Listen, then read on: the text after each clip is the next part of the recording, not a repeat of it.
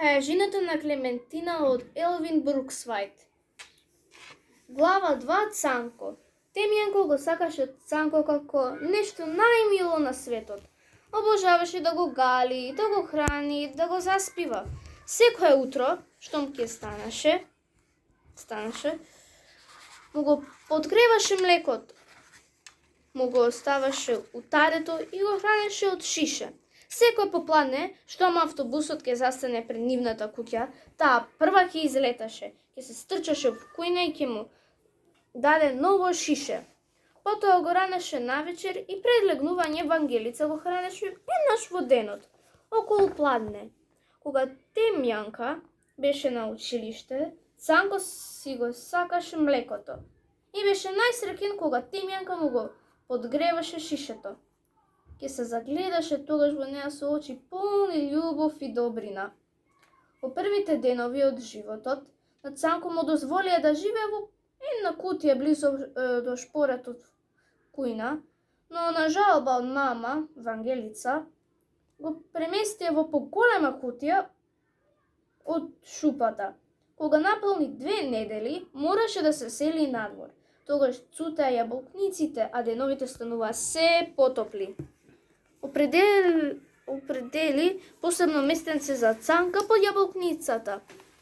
Му даде голема дрвена кутија со слама на која направи влез, за да може да влегува и излегува кога ќе му се присака. Да не му стуи ноќе?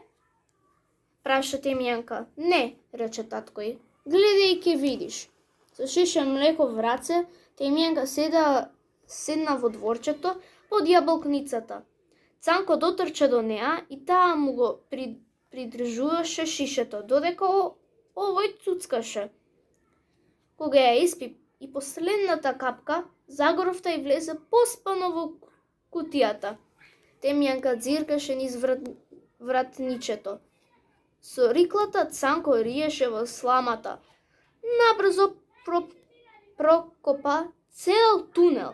Се мушна во него и исчезна во сламата. Темјанка се воодушеви и олесна кога виде дека низиното галениче ќе спие покриено и на топло. Секое утро, по појадокот, Цанко излегуваше со Темјанка на патот и заедно го чека автобусот. На заминување таа ќе му мавнеше, а тој стоеше и го гледаше автобусот. Се додека не исчезне над кривината. Додека Темјанка беше на училиште, Цанко не смееше да излегува во дворчето. Но штом попладнето ќе си дојде дома, го земаше со себе, а тој ја следеше како сенка. Ако влезеше дома, и Цанко влегуваше по неа. Ако се качеше горе, Цанко ја чекаше да слезе долу пред скалите. Ако таа ја шеташе куклата, во малата количка, Цанко тргнуваше по неа. Понекогаш на овие прошетки Цанко се заморуваше, а Темјанка тогаш го креваше и го сместуваше во количката покрај куклата. Ова му се допаѓаше. Ако беше многу изморен, ги затвораше очите и заспиваше под кибенцето на куклата. За затворени очи беше посебно сладок, затоа што имаше долги и убави клепки.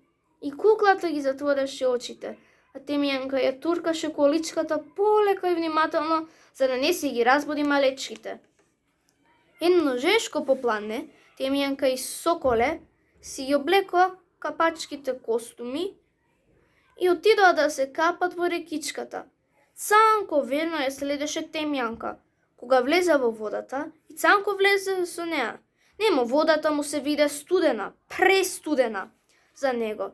Па така додека децата плива, игра и се прска со вода.